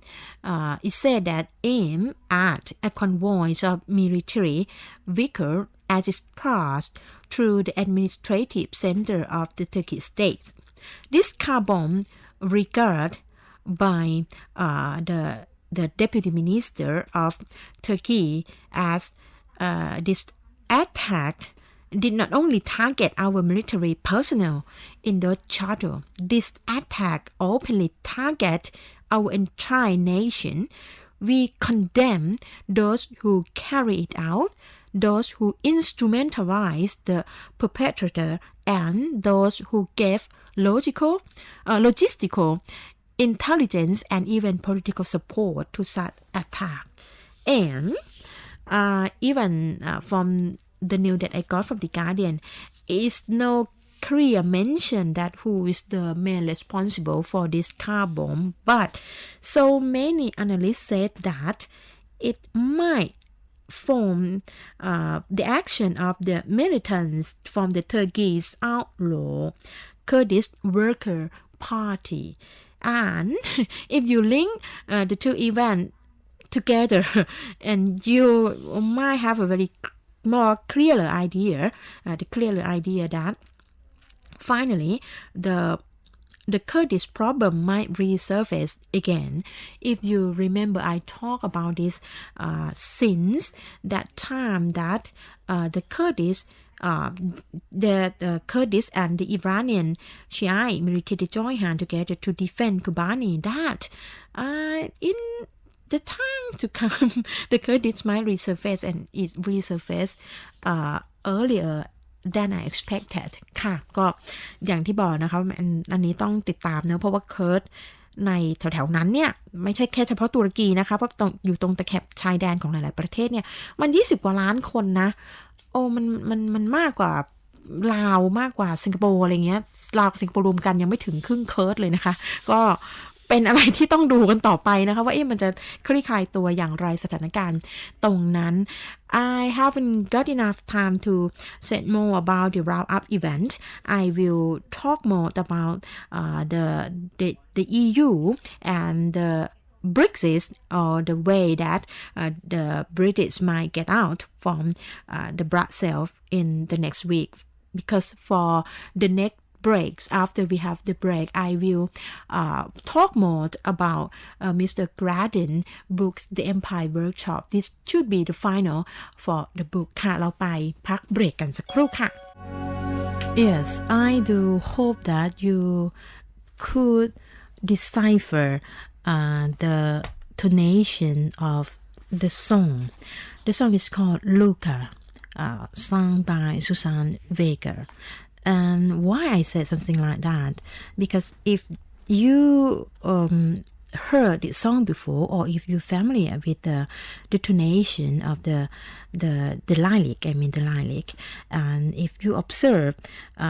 the word Luca is, for me, is quite a Slav word for those of the Russian people, or those who came from the CAIS country, the Commonwealth of Independent State. I just think of specifically for the song that I play for today. I think it's, for me, it's regarded as the 1990s decade song, and if you observe, it said that this song sang that the girl who is named Luca, she's live upstairs, and she said that don't ask me anymore if you heard some strange sound late at night. And if you carefully listen, you might heard that she said that when you are hit and when you felt some physical pain, you don't argue anymore. Actually, for me, it's like around that time, late of 1990s, internationally, we said about human trafficking in the heart of Europe, in so many part of Europe, and those who felt victimized, they are the Russian girl, and the word Luca, as I told you, is quite commonly used in Russian to refer or to use as a girl name ค่ะก็จริงๆดิฉันลืมเพลงนี้ไปแล้วนะคะลูก้าแล้วก็พอได้ฟังอีกครั้งหนึ่งเนี่ยลืมชื่อเพลงว่าลูก้านะคะเป็นเพลงของซูซานเวกาเนี่ยมันทำให้ดิฉันนึกถึงบรรยากาศของรัสเซียกับประเทศที่เป็นสมาชิกของ Commonwealth of Independent State ประเทศที่เป็น สมาชิกเครือรัฐอิสระซึ่งก็คือกลุ่มประเทศที่เคยเป็นอดีตsatellite เนี่ยนะคะเป็นบริวารเป็นดาวล้อมเนี่ยของ USSR ตอนนั้นที่มีการเปลี่ยนแปลงสหภาพโซเวียตล่มสลายอะไรแบบนั้นนะคะแล้วก็เศรษฐกิจระหว่างฝั่งตะวันตกตะวันออกเนี่ยมันยังแตกต่างกันค่อนข้างจะมากทุกวันนี้มันก็ยังต่างกันอยู่นะคะแต่ว่ามันต่างน้อยกว่าเมื่อช่วง1990ก็มีกระแสมีความเคลื่อนไหวที่เกี่ยวข้องกับการค้ามนุษย์เนี่ยอยู่ค่อนข้างจะเยอะแล้วก็เราก็ได้เห็นรีพอร์ตหรือว่าการทำสารคดีสั้นหรืออะไรพวกนั้นนะเกี่ยวกับสาวรัสเซียเนี่ยนะคะหรือว่าสาวยุโรปตะวันออกเนี่ยที่ถูกล่อลวงมาบ้างด้วยความจำเป็นอะไรบ้างเนี่ยก็มาเป็นเหยื่อของกระบวนการแรงงานค้ามนุษย์ในเพลงเนี้ยลูก้าเนี่ยก็อย่างที่บอกนะฟังดีๆก็เศร้าแทนเนาะทำไมรู้สึกมันทำให้รู้สึกว่าชีวิตคนในช่วงสมัยหนึ่งในช่วงเวลาหนึ่งเนี่ยมันจะโลนลี่มันจะโดดเดี่ยวอะไรได้ขนาดนั้นเป็นเสียงที่สาย NGO บางกลุ่มเนี่ยเขาชอบเรียกว่าเป็น unheard voice เป็นเสียงที่ปกติถ้าคุณไม่ carefully ที่จะ listen จริงๆคุณจะไม่ได้ยินไงอะไรประมาณนั้นนะคะเสียงร้องขอความช่วยเหลือหรืออะไรก็แล้วแต่เนี่ยก็ค่ะลูก้าก็ฟังแล้วเศร้าเล็กน้อยค่ะก็อย่างที่บอกนะคะว่าวันนี้ตั้งใจที่จะปิดเรื่องของ Empire's Workshop เป็นงานของคุณเกรก กราดินนะคะชื่อหนังสือชื่อรองคือ Latin American The United States and the Rise of the New Imperialism แล้วก็จริงๆแล้วเนี่ยตลอดเวลาที่เล่าเรื่องนี้ให้ฟังมาเนี่ยดิฉันก็พยายามพูดให้เห็นถึงธีมหลักของหนังสือนะคะว่าการเป็นลาตินอเมริกันอย่างที่เห็นทุกวันนี้มันแทบจะแยกไม่ออกจริงกับการดำเนินนโยบายของสหรัฐอเมริกาแล้วก็อยากให้มองthe other way round ด้วยนะคะคือมองว่าการดำเนินนโยบายของสหรัฐอเมริกาที่รับรู้กันไปในพื้นที่ต่างๆทั่วโลกรวมถึงในประเทศทางด้าน Southeast Asia ของเราประเทศไทยด้วยเนี่ยนะคะก็แยกไม่ออกจากลาตินอเมริกันเหมือนกันเพราะว่าหลายๆนโยบายหลายๆความเป็นไปเนี่ยผู้นำสหรัฐอเมริกาเนี่ยใช้ลาตินอเมริกันเป็นห้องทดลองเป็นพื้นที่ทดลองแล้วก็ค่อยเอาไปใช้กับประเทศอื่นๆทางด้านการทหารก็ใช้เยอะรวมถึงทางด้านเศรษฐกิจนะก็ใช้เหมือนกันจริงๆอยากจะเตือนนิดนึงนะคะเป็นความทรงจำพวกเราว่านาฟตาเนี่ยที่เป็นกลุ่มเศรษฐกิจใหญ่ๆก็มีเม็กซิโกเป็นบททดลองให้ตั้งแต่ต้นๆเหมือนกันรวมไปถึงการรื้อฟื้นการใช้วิธีการดำเนินนโยบายที่หลังๆเนี่ยถ้าในทางเศรษฐกิจเรียกว่าเป็นนโยบายเสรีนิยมใหม่แต่ถ้าเป็นในทางการเมืองการต่างประเทศเนี่ยก็จะเป็นกลิ่นอายของนโยบายที่เรียกว่าอนุรักษ์นิยมใหม่คุณแกรดินบอกว่าล้วนแล้วแต่ได้บทเรียนถอดแบบมาจากประสบการณ์ของลาตินอเมริกันคืออยากจะบอกคือเป็นเสียงพูดง่ายๆเป็นเสียงสะท้อนจากมุมมองของลาตินอเมริกันกับชาวโลกนะคะว่าช่วยมองฉันหน่อยเถอะฉันที่ทุกข์ยากอะไรขนาดนี้เนี่ยที่ถูกกฎบังคับขนาดนี้ฉันเนี่ยเป็นห้องทดลองของพวกเธอนะเพราะฉะนั้นจะทำอะไรต่อไปก็ช่วยหันกลับมามองประสบการณ์ของฉันบ้างอะไรประมาณนี้แล้วก็อย่างที่บอกนะคะว่าวันนี้เนี่ยเป็นวันที่เราจะสรุปงานของคุณแกรดินกันงานของคุณแกรดินเนี่ยมองไปที่กรณีของอิรักบอกไว้ก่อนนะคะว่าอิรักในที่นี้เนี่ยเป็นกรณีอิรักปี2003เป็นหลักก็คือเป็นบูชจูเนียร์เนี่ยนะคะไม่ใช่จอร์จ H.W. บูชคนพ่อนั้นปี1991แต่จริงๆทั้งสองนโยบายก็มีความเกี่ยวเนื่องสัมพันธ์กันแล้วก็คุณแกรดินเนี่ยก็คือตั้งข้อสังเกตเรียกว่าเป็นการตั้งข้อสังเกตครั้งสุดท้ายต่อนโยบายของสหรัฐอเมริกาก็คือว่าหลายสิ่งหลายอย่างที่สหรัฐอเมริกาได้บทเรียนไปจากลาตินอเมริกาเนี่ยดูเหมือนไม่ค่อยได้เรียนรู้อะไรหรือเปล่า อันนี้ไม่ใช่วราลักษณ์สรุปนะคะนี่เป็นคุณแกรดินเสนอไว้อาจจะเรียนรู้น้อยไปนิดหนึ่งก็เลยทำให้สิ่งที่ไปใช้กับอิรักเนี่ยยังไม่ค่อยสะท้อนความเปลี่ยนแปลงหรือความเข้าใจโลกพูดง่ายๆความเข้าใจโลกสักเท่าไหร่แล้วคุณแกรดินเนี่ยนะคะก็ยังบอกด้วยแม้ตั้งชื่อ การตั้งชื่อบทสรุปได้น่าสนใจ Iraq is not Arabic for Latin America ตั้งชื่อแบบนี้นะคะคือ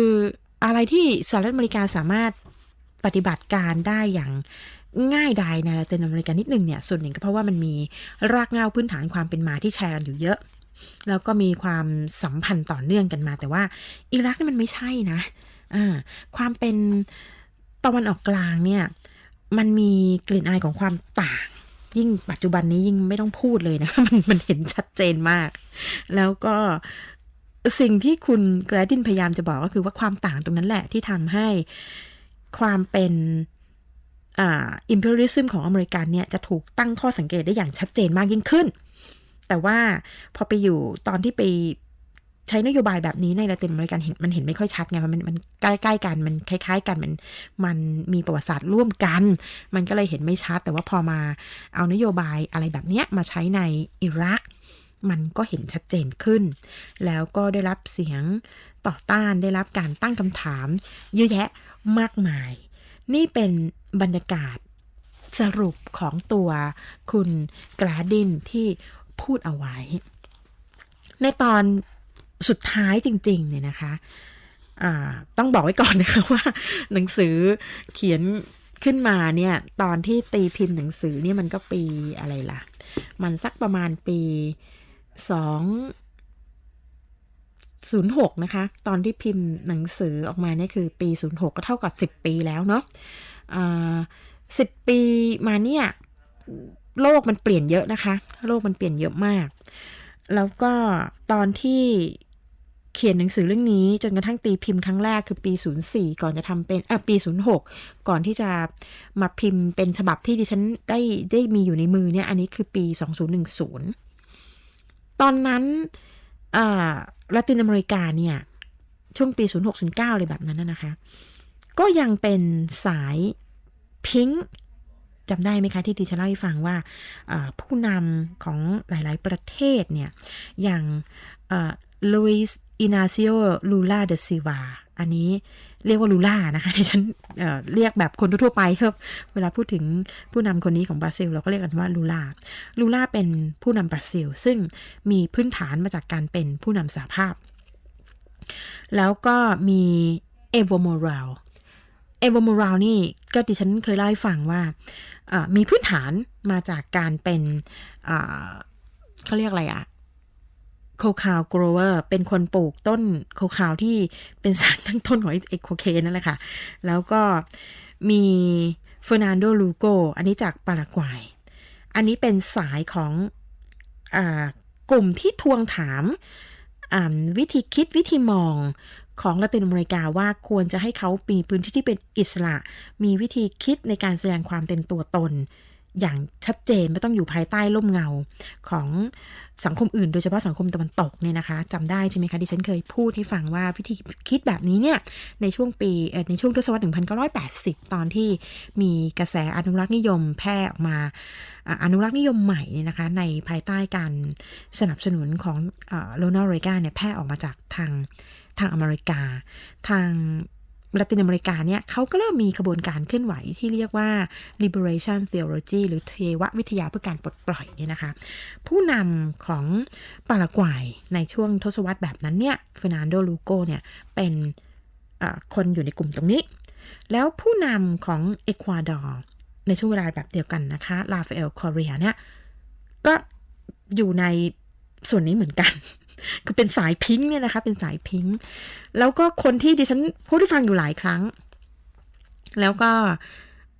เล่าให้ฟังนะคะว่าแหมมีนโยบายที่อึ้ง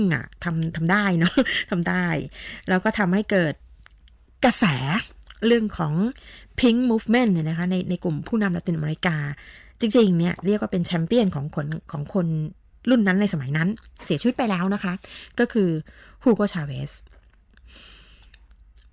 ตอนที่คุณแกรดินเขียนบทสรุปสุดท้ายจริงๆเนี่ยนะคะ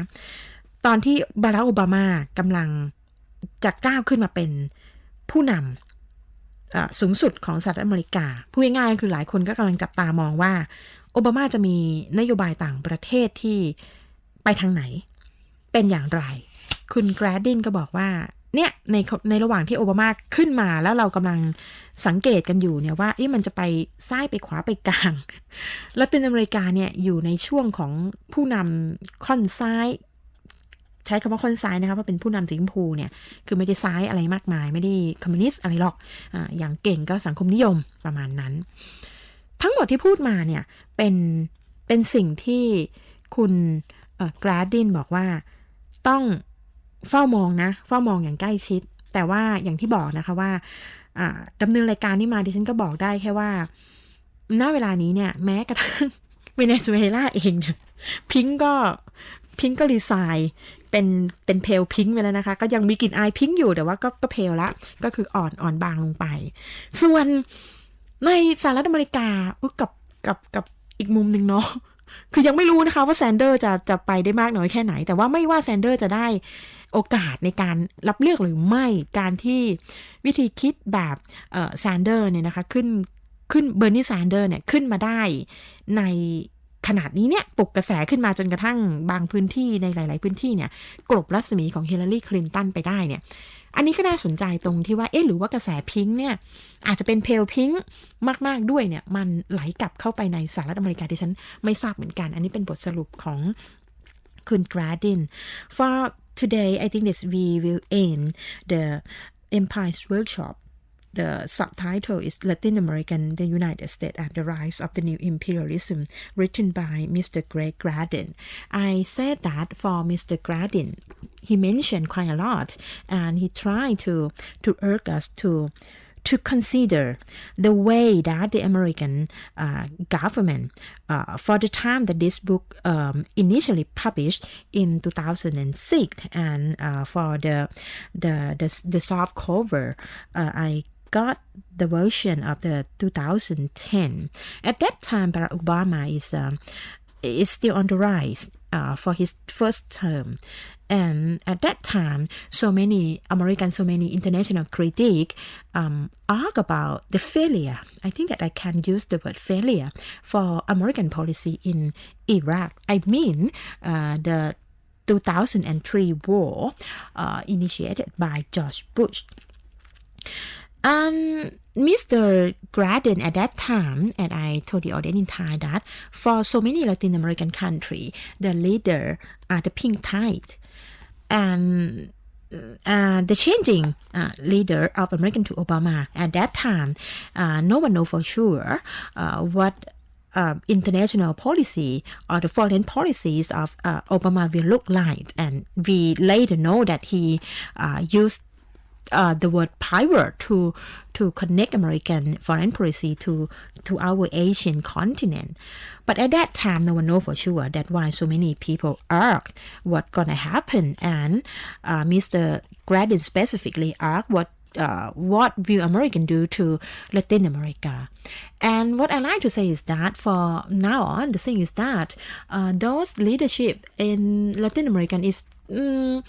more than pale pink is turned to be quite a little bit neo-conservative. But in American, we saw the rise of Bernie Sanders. I'm not sure, and I don't think that he will get the vote to be elected as the president. But the rise of the socialism in American is tell us something. And the thing is that the world is very strange place to say indeed, and my control said that we got around 5 minutes, so I have to say goodbye for now on. And I like to say first of all thank you for staying tuned to the last minute, and please do stay healthy, do a little bit exercise, drink more water, and if you can, I think that lemon and soda is quite useful to keep you stay healthy. And for those of you who like to listen about Myanmar, I'm sorry that I could not say about it for today's program. I will talk more about that for the next week program. I have to say bye bye for now and do stay healthy. สวัสดีค่ะรักษาสุขภาพด้วยนะคะ